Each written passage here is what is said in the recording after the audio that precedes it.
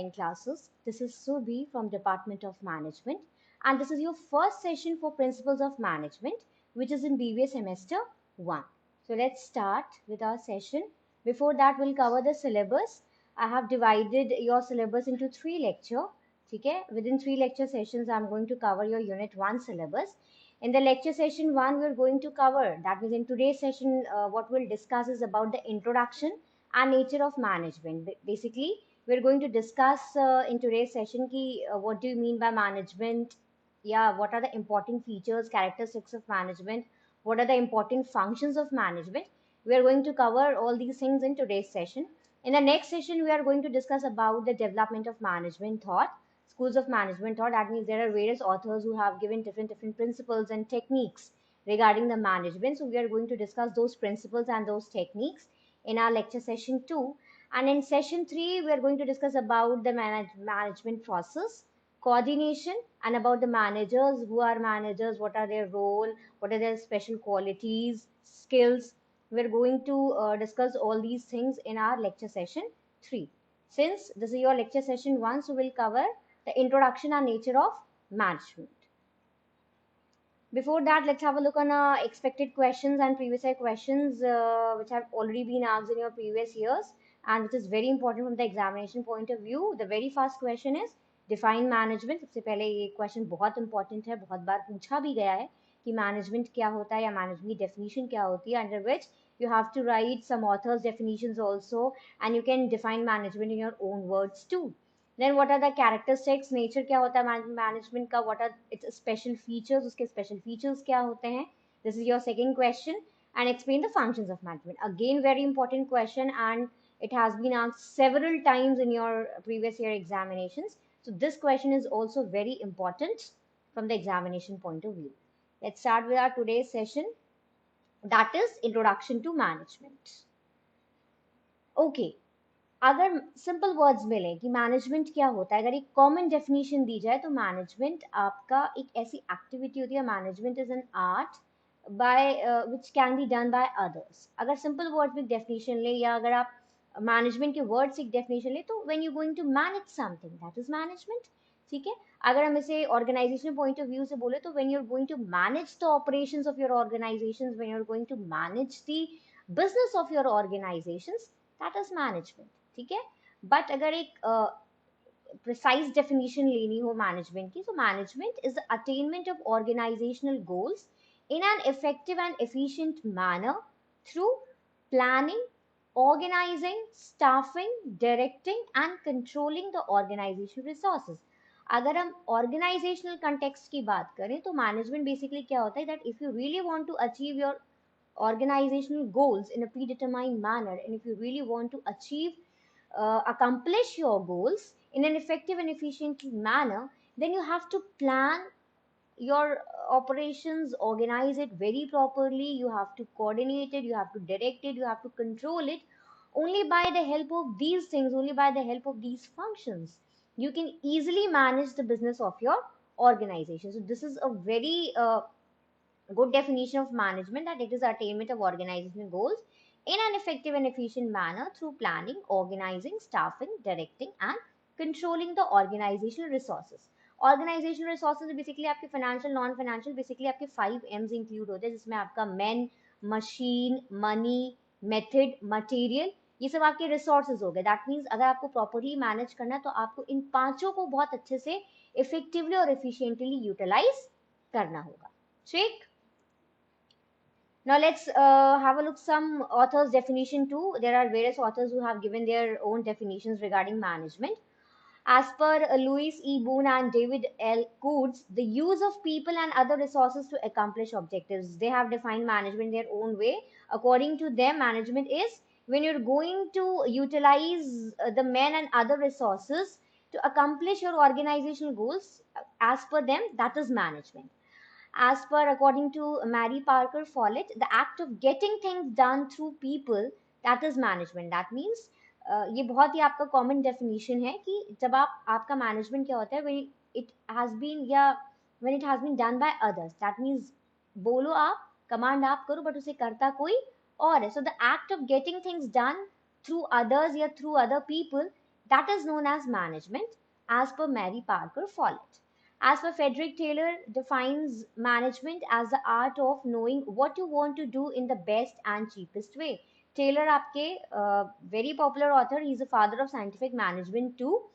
He defines management एक ऐसा art है जिसमें आपको ये पता होना चाहिए कि आप कितने अच्छे से अपने ऑपरेशंस को, अपने फंक्शंस को, अपने एक्टिविटीज को मैनेज कर सकते हो कि जो आपका इनपुट है वो मिनिमम हो और जो आउटपुट वो मैक्सिमम। दैट मीन्स जो भी इनपुट्स आप यूज करते हो, आपके इनपुट्स आपके रिसोर्सेज हो गए, तो how efficiently and effective you utilise your resources की जो उसका आउटपुट होता है वो आपको बहुत ही ऑप्टिमम मिलता है या बहुत ही बेटर मिलता है। तो Taylor definition defines management in this way. ठीक, आई होप आपको मैनेजमेंट समझ में आया होगा। Now let's have a look on the characteristics of management. The very first feature is management is a distinct process. Distinct, that means have a separate entity. Management कैसे distinct हो गया? Because बाकी जो functions होते हैं they'll perform, ठीक है, other functions हो गए जो organization के other operational activities होते हैं, उनका काम क्या होता है? perform करना। मैनेजमेंट उन्हीं फंक्शंस को परफॉर्म करने के लिए गाइड करता है, that how you are going to perform those functions, how these activities are going to be operated. तो इसीलिए जो मैनेजमेंट है उसकी अपना एक अलग डिस्टिंक्ट प्रोसेस है।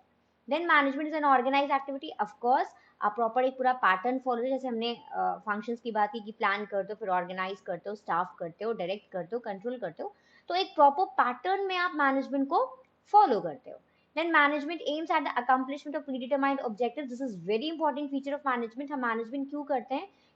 अगर organizational point of view से हम देखें तो management आप अपने organizational task को achieve करने के लिए ही करते हैं। आप plan करो, उसे organize करो so that आप near future में जो भी target आपने बनाया है, जो भी goals आपने अपने organization purpose के लिए बनाया है, उन goals को आप achieve कर पाओ और better तरीके से achieve कर पाओ, इसके लिए आप मैनेजमेंट करते हो उसे properly. Then management is both science and an art. Look how science, what do you mean by science? Science आपका it is a systematized body of knowledge which includes various laws and principles, ठीक है। बहुत सारे आपके जो science होता है वो ऐसा सिस्टमैटिक बॉडी ऑफ नॉलेज होता है जिसमें बहुत सारे आपने बहुत सारे लॉज, बहुत सारे रूल्स, बहुत सारे प्रिंसिपल्स पढ़े होंगे। बट यहाँ पे मैं बोलना चाहूंगी ये जो मैनेजमेंट है आपका साइंस है, but it is not an exact science, ये आपका इनएग्जैक्ट साइंस है। और इसे साइंस इसलिए बोला गया क्योंकि जैसे साइंस में कई प्रिंसिपल्स होते हैं जो साइंस को गवर्न अप करते हैं, वैसे there are various principles which we will further discuss in our next session, ठीक है। तो बहुत सारे प्रिंसिपल्स ऐसे होते हैं जिनको मैनेजमेंट फॉलो करता है, जिन पे मैनेजमेंट एक्टिविटीज बेस्ड होती हैं। तो because since there are various principles on which your management is based, that's why आपका जो मैनेजमेंट है वो साइंस भी कहा जाता है, but it is an inexact science. Then art, art का मतलब क्या होता है? आर्ट का मतलब art is a kind of a creativity, art का मतलब प्रैक्टिकल नॉलेज होता है। तो आर्ट क्यों कहा जाता है मैनेजमेंट? क्योंकि जैसे आर्ट एक अपने आप में क्रिएटिविटी है, आर्ट एक प्रैक्टिकल नॉलेज है, वैसे ही मैनेजमेंट भी एक क्रिएटिविटी है। दैट मीन्स हर ऑर्गेनाइजेशन अपना मैनेजमेंट डिफरेंट तरीके से करता है, अपने ओन तरीके से करता है। हर मैनेजमेंट के पास अपने एक्सपर्ट्स होते हैं, उनके अपने स्किल्स होते हैं, ठीक है। बेसिकली मैनेजमेंट को मैनेज करने के लिए प्रोफेशनल्स होते हैं, एक्सपर्ट्स होते हैं, तो उनके अंदर अपनी स्किल होती है, अपनी क्रिएटिविटी होती है, that how efficiently and effectively they are going to manage their organisation. तो इसीलिए मैनेजमेंट को आर्ट भी कहा जाता है। Then management is a group activity. Of course management individually, अगर ऑर्गेनाइजेशन बात करें तो आप ऑर्गेनाइजेशन में कोई इंडिविजुअली मैनेज नहीं कर सकता, उसके लिए ग्रुप एफर्ट्स चाहिए होता है। अगर ग्रुप में कोऑर्डिनेशन नहीं होगा, ग्रुप में चीजें जैसे मैनेज नहीं हो पाएंगी, तो आप अपने गोल्स को, आप अपने ऑर्गेनाइजेशनल टारगेट को, टास्क को अचीव नहीं कर पाएंगे। Then next is your management principles are universal in nature. Universal, that means it applies everywhere, not only in organization, चाहे वो आपका नॉट फॉर प्रॉफिट ऑर्गेनाइजेशन हो, चाहे वो गवर्नमेंट बॉडी हो, कोई इंस्टीट्यूशन हो, मैनेजमेंट अप्लाइज एवरीवेयर। हर जगह मैनेजमेंट का यूज होता है। विदाउट मैनेजमेंट कोई भी प्लेस, कोई भी इंस्टीट्यूशन, कोई भी गवर्नमेंट बॉडी अच्छे से रन नहीं कर सकती। आप अपनी इंडिविजुअल लाइफ में भी मैनेजमेंट करते हो, ठीक है, बिना मैनेजमेंट, बिना प्लान के आप अपने डेली लाइफ में भी अपना डेली रूटीन भी प्लान ही करते हो, तो you are going to manage your own life also. तो आप अपनी लाइफ में भी मैनेजमेंट के रूल्स को फॉलो करते हो। Similarly there are each in every institution, चाहे वो ऑर्गेनाइजेशन हो, चाहे वो नॉट फॉर प्रॉफिट ऑर्गेनाइजेशन, चाहे वो कोई भी गवर्नमेंट बॉडी हो, मैनेजमेंट हर जगह अप्लाई होता है। Management is applicable everywhere, that's why इसे यूनिवर्सल बोला गया है. Then management integrates human and other resources. Of course management coordination establish करता है आपकी फाइनेंशियल और जो नॉन फाइनेंशियल रिसोर्सेज होते हैं दोनों के बीच में अच्छा कोऑर्डिनेशन अगर होगा जो कि मैनेजमेंट के द्वारा ही पॉसिबल है तो ही आप अच्छे से अपने ऑर्गेनाइजेशनल टास्क को या अपने गोल्स को अचीव कर पाएंगे. तो आई होप आपको कैरेक्टरिस्टिक्स समझ में आया होगा. Your functions of management is basically divided into 5 parts. That is your planning, organizing, staffing, directing, and controlling. You can define your management with these functions also. That management is the process of planning, organizing, staffing, directing, and controlling for the accomplishment of your organizational objectives. Okay, so let's discuss these functions in details. The very first function is your planning. Planning is determining the objectives and formulating the methods to achieve them. That means planning क्या होता है? That means first of all you're going to decide your targets कि आपके targets क्या हैं, आपके goals क्या हैं, आपके objectives क्या हैं. सबसे पहले आप उसके बारे में decide करते कि okay now what is the particular objective. अगर आपका organizational point of view है, अगर आपका business है तो उसके क्या objectives हैं यानी उसके क्या targets होने चाहिए. ठीक? It is more simply said than done. A job well planned is half run. That means जब भी आप कुछ टारगेट बनाते हो, जब भी अपने लाइफ कोई गोल बनाते हो या जब भी ऑर्गेनाइजेशन पर्पस के लिए कोई टास्क डिसाइड करते हो तो आप जब उसकी प्लानिंग कर लेते हो तो कहा जाता है कि चलो भाई प्लान कर लिया, आधा काम तो ये हो गया. अब आधा काम क्या है? You have to execute that plan. ठीक है. So during planning, one need to ask oneself the following. There are following things which you have to kept in your mind while doing planning. What I am trying to accomplish, that means what is my objective. क्या है अगर आपका क्या target अगर आप plan करते हो सबसे पहले आपके माइंड में आएगा कि क्या प्लान करना है. Then what resources do I have and do I need to accomplish the same. और जो टारगेट मैंने बनाया है, जो ऑब्जेक्टिव मैंने बनाया है, क्या उसको अकम्प्लिश करने के लिए रिसोर्सेज हैं हमारे पास. तो हम उन रिसोर्सेज के बारे में डिसाइड करते हैं. ठीक, क्या जो बचे हुए रिसोर्सेज क्या हमें और रिसोर्सेज चाहिए होंगे या जो हमारे पास ऑलरेडी रिसोर्सेज हैं हम उनसे अपने टास्क को अपने ऑब्जेक्टिव को अचीव कर सकते हैं. Then what are the methods and means to achieve the objectives. ठीक है. दैट मींस अब रिसोर्सेज हैं, टारगेट भी बना लिया है तो अब कैसे करेंगे, क्या स्ट्रैटेजी बनाएंगे. ठीक है. एंड मींस, ठीक है, व्हाट आर दोज मेथड्स जिससे हम अपने उस ऑब्जेक्टिव को अचीव कर पाए. And is this the optimal mark, क्या ये बेस्ट तरीका है, क्या मैंने जो प्लान किया है इज दिस बेस्ट या मुझे 2-3 ऑल्टरनेटिव्स और रखना चाहिए. तो ये सारी चीजें जब आप प्लान कुछ करते हो, अपना टारगेट डिसाइड करते हो तो बहुत सारी चीजें आपके माइंड में आती हैं. एंड जो ये सारी चीजें, जो सारे क्वेश्चंस आपके माइंड में रेज अप होते हैं, इसे ही हम प्लानिंग कहते हैं. ठीक है. देन प्लानिंग अगर बेसिक मीनिंग देखा जाए, अगर बेसिक वर्ड्स में डिफाइन किया जाए तो planning that means thinking in advance. When you think in advance that what you're going to do in your future, what you're going to accomplish, how you're going to accomplish your task या what is your objective for future.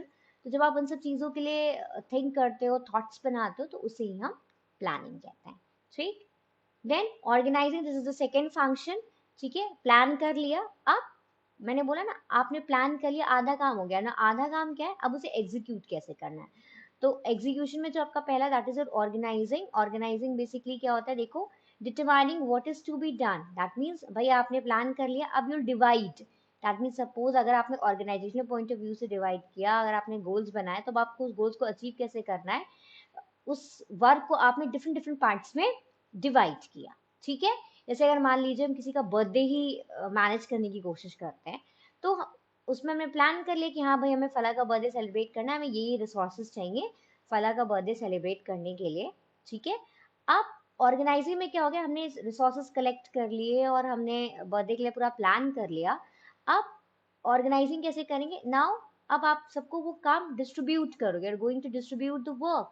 ठीक है. Division of work होगा, जो भी task होगा वो task को कैसे अचीव करेंगे उसके लिए आप जो आपने प्लान बनाया उसको अलग अलग पार्ट्स में, अलग अलग वर्किंग एक्टिविटीज में डिवाइड करोगे. ठीक. As per your organisational point of view. Then you will assign task. अगर हम ऑर्गेनाइजेशन कंटेक्स्ट में बात करें तो आप डिपार्टमेंटेशन करोगे. जैसे बेसिकली ऑर्गेनाइजेशन में 4 डिपार्टमेंट्स होते हैं, production, marketing, finance and personal. तो बेसिकली जो आपके टास्क है, जो आपका वर्क है, वो डिपार्टमेंट्स के हिसाब से डिस्ट्रीब्यूट हो जाएगा. ठीक है. लिंक डिपार्टमेंट्स, हायरार्की मतलब डेवलपमेंट, एक ऑर्डर में आप टास्क को असाइन करेंगे. Decide how much authority to designate, किसको कितनी पावर देनी है, किसको क्या रिस्पॉन्सिबिलिटी देनी है, किसको रिस्पॉन्सिबिलिटी भी देनी है और उसके साथ साथ अथॉरिटी यानी पावर्स भी देने हैं, ठीक है। ये सब भी हम ऑर्गेनाइजिंग में ही डिसाइड करते हैं। Decide the levels at which decisions are to be made, levels मतलब टॉप लेवल के लेंगे या मिडिल लेवल के भी डिसीजंस ले सकेंगे, या हमने जिसको अथॉरिटी रिस्पॉन्सिबिलिटी दी है क्या उनके पास भी पावर है डिसीजन लेने का, ये सारी चीजें भी आप ऑर्गेनाइजिंग में डिसाइड करते हो। Then centralisation versus decentralisation, that mean centralisation का मतलब कि क्या पावर, ये जो अथॉरिटी है वो सिर्फ कुछ के हाथ में ही रहेगी, या डिसेंट्रलाइजेशन दैट मीन्स हम पावर्स को डिस्ट्रीब्यूट कर देंगे कि नहीं भाई जिसके पास अगर कोई टास्क है तो उसके पास उससे रिलेटेड डिसीजन लेने की जो अथॉरिटी है, जो पावर है वो होगा, ठीक है। ये भी आपको ऑर्गेनाइजिंग में ही डिसाइड होता है। Then decide how to achieve coordination, that means अगर डिफरेंट ग्रुप्स हैं, डिफरेंट डिपार्टमेंट्स हैं, तो उनके बीच में कोऑर्डिनेशन भी, वेल कोऑर्डिनेशन भी होना चाहिए, तभी आप ऑर्गेनाइजेशन के जो ऑब्जेक्टिव है, क्यों, क्योंकि ऑर्गेनाइजेशन तो एक है, ठीक, वो भले अलग अलग डिपार्टमेंट से डिस्ट्रीब्यूटेड है, तो हर एक डिपार्टमेंट अगर आपस में एक दूसरे से कोऑर्डिनेट नहीं करेंगे तो it is very tough to achieve your organization goal. तो ऑर्गेनाइजिंग में जो डिपार्टमेंटल कोऑर्डिनेशन है, या जो मैनेजमेंट लेवल्स हैं, या जो एम्प्लॉयर है, जो एम्प्लॉयज हैं, उनके बीच में कोऑर्डिनेशन का होना बहुत ही जरूरी है। तो ऑर्गेनाइजिंग में बेसिकली हम यही सारी चीजें कवर अप करते हैं, ठीक। Then next is your staffing. Staffing basically आपका क्या होता है, selecting and training individuals for specific job functions and charging them with the associated responsibilities. Staffing में बेसिकली आपका रिक्रूटमेंट और सिलेक्शन से रिलेटेड है कि भाई हमने प्लान कर लिया, हमने काम बांट दिया, अब वो काम करेगा कौन, who are going to perform that function, who are going to perform that work। इसके लिए स्टाफिंग इंपॉर्टेंट है। आप पीपल एम्प्लॉयज को रिक्रूट करते हो एज पर योर रिक्वायरमेंट, ठीक है। उस रिक्वायरमेंट में जो भी क्वालिफिकेशंस, जो भी आपको नेसेसरी रिक्वायरमेंट्स होती हैं, आप उसके हिसाब से रिक्रूट करते हो और एम्प्लॉयज को यानी पीपल को सेलेक्ट करते हो, उन्हें ट्रेन करते हो। मान लीजिए कोई स्पेसिफिक जॉब पर्पज है तो आप उनको स्पेसिफिक जॉब के लिए ट्रेनिंग देते हो, उनको बताते हो कि कैसे आप उस काम को परफॉर्म करेंगे, और फिर उन्हें उसकी रिस्पॉन्सिबिलिटी हैंड ओवर कर देते हो।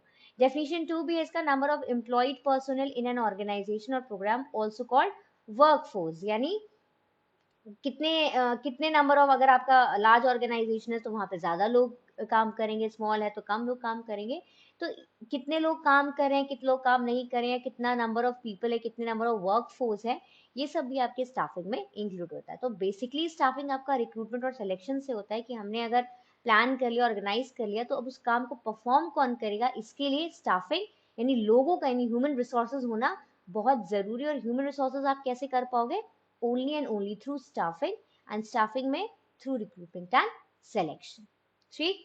then next is your directing and leading, or you can say guiding. This is also a very important function of management. Directing basically क्या होता है, it provides positive and dynamic leadership। भाई हमने काम सौंप दिया, लेकिन अब उस काम को सुपरवाइज कौन करेगा, इसके लिए मैनेजर्स होते हैं, लीडर्स होते हैं, ठीक है, डायरेक्टर्स भी होते हैं, वो भी सब सुपरवाइज करते हैं वर्क को। तो this is also very important function. Provides maximum opportunities, ठीक है, हम लोगों को गाइड करते से अपॉर्चुनिटीज लिए मौका मिलता है। Provides proper motivation of personal, अगर हम किसी को अच्छे से सुपरवाइज करेंगे तो उसे लगेगा हाँ हमारे पर ध्यान दिया जा रहा है, ठीक है, एंड उसे प्रॉपरली मोटिवेट कर पाएंगे, ठीक है। और अगर हम उसे बहुत मोटिवेट करेंगे, कन्विंस करेंगे, तो उसे लगेगा दैट ना, yes I am also very important for the organisation, और मुझे भी ऑर्गेनाइजेशन के लिए काम करना चाहिए। तो इस पॉइंट ऑफ व्यू से भी जो डायरेक्टिंग है वो बहुत ही इंपॉर्टेंट है। And ability to command people through directing and through leading only, you are going to supervise people. आप अपने लोगों को काम दे सकते हैं, आपके अंडर में जो भी लोग काम करें, जो भी इंप्लॉइज काम कर रहे हैं, आप उन्हें अच्छे से सुपरवाइज कर सकते हो, आप उन्हें कमांड कर सकते हो कि उनको कौन कौन सा टास्क बेसिकली परफॉर्म करना है। डायरेक्टली में, डायरेक्टिंग में ये भी देखा जाता है कि which task they are performing and how effectively and efficiently they are performing. अगर उन्हें कोई सुपरविजन की जरूरत होती है तो वो भी जो लीडर्स होते हैं वो अपने एम्प्लॉयज को प्रोवाइड करते हैं, ठीक। Then you're controlling, this is the last function and very important function of management। देखो कहा जाता है कि प्लानिंग एंड कंट्रोलिंग आपका इंसेपरेबल होता है। अगर प्लानिंग कर लिए, कंट्रोलिंग नहीं है, तो बाकी फंक्शंस का कोई फायदा नहीं, और अगर कंट्रोलिंग है, प्लानिंग नहीं है, तो भी कोई फायदा नहीं। दैट मीन्स दोनों ही क्या है, अपने अपने आप में बहुत ही इंपॉर्टेंट रोल प्ले करते हैं। प्लान कर लिया, ठीक है, लेकिन अगर आपने जो प्लान किया अगर आप उसे कंट्रोल नहीं कर पाओगे, तो आप अपने ऑर्गेनाइजेशनल ऑब्जेक्टिव्स को कैसे अचीव करोगे? दैट मीन्स अगर आप मान लीजिए आपने अपना प्लानिंग जो भी आपने किया, आपने उसके लिए प्रॉपर बजट बनाया और फिर आपने उसे एग्जीक्यूट किया, अगर वो विद इन द बजट है तब तो होगा नहीं है भाई, आपने जो प्लान किया it is in pure control, बहुत अच्छे से कंट्रोल रहा। लेकिन अगर मान लीजिए बजट आउट ऑफ हो गया, तो ये क्या कहा जाएगा कि भाई हमने जो प्लान किया उसे प्रॉपरली उसी बजट में कंट्रोल नहीं कर पाए। तो कंट्रोलिंग भी बहुत इंपॉर्टेंट होती है। सबसे पहले पॉइंट देखो क्या दिया है, मॉनिटर्स एक्टिविटीज परफॉर्मेंस। कंट्रोलिंग में सबसे पहले जो टास्क परफॉर्म करते हैं, जो भी एक्टिविटीज असाइंड हुई है, इंस्पेक्ट किया जाता है कि भाई वो उसी हिसाब से परफॉर्म हुई है जैसा हमने प्लान किया था। ठीक, हमने जो एक स्टैंडर्ड परफॉर्मेंस यानी अपना जो स्टैंडर्ड टारगेट बनाया था कि हाँ ऐसे ऐसे होगा, फिर हम उसको एक्चुअल से कंपेयर करते हैं, ये भी कंट्रोलिंग में ही पॉसिबल होता है। ठीक, then evaluates activities performance whether things are going as plan. फिर उसे इवेलुएट करते हैं कि हमने जो प्लान किया था क्या एक्टिविटीज उसी तरह से परफॉर्म हुई है या कुछ डिविएशंस, कुछ एरर्स हैं। Correct any disturbance to get work back on track and achieve the set goals. अगर कुछ हिंड्रेंस होती, कुछ इंटरफेरेंस होती जिसकी वजह से जो हमने प्लान किया है उससे चीजें अलग जा रही होती है, तो हम उसको तुरंत उस एरर को रेक्टिफाई करते हैं, सो दैट जो चीजें ऑनगोइंग चल रही है वो वापस अपने प्लानिंग ट्रैक पे आ जाए और हम अपने ऑर्गेनाइजेशन गोल को अचीव कर पाए।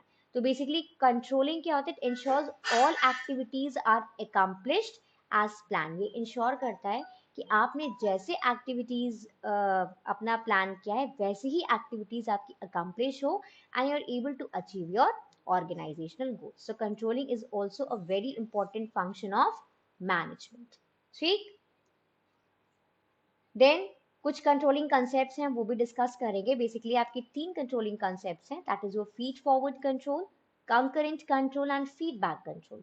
फीड फॉरवर्ड कंट्रोल क्या होता है, control that attempts to identify and prevent deviations before they occur. ठीक है, दैट मीन्स अगर चीजें एग्जीक्यूट होने से हमें पहले ही पता चल जाए कि नहीं ये एरर आ रहा है या इस वजह से हमारी प्लानिंग इफेक्ट हो सकती है, तो वो आपका फीड फॉरवर्ड कंट्रोल है। दैट मीन्स हम जो एरर है वो पहले ही रेक्टिफाई कर लेते हैं, पहले ही प्रिवेंट कर लेते हैं, इसीलिए इसे प्रिलिमिनरी और प्रिवेंटिव कंट्रोल भी कहा जाता है।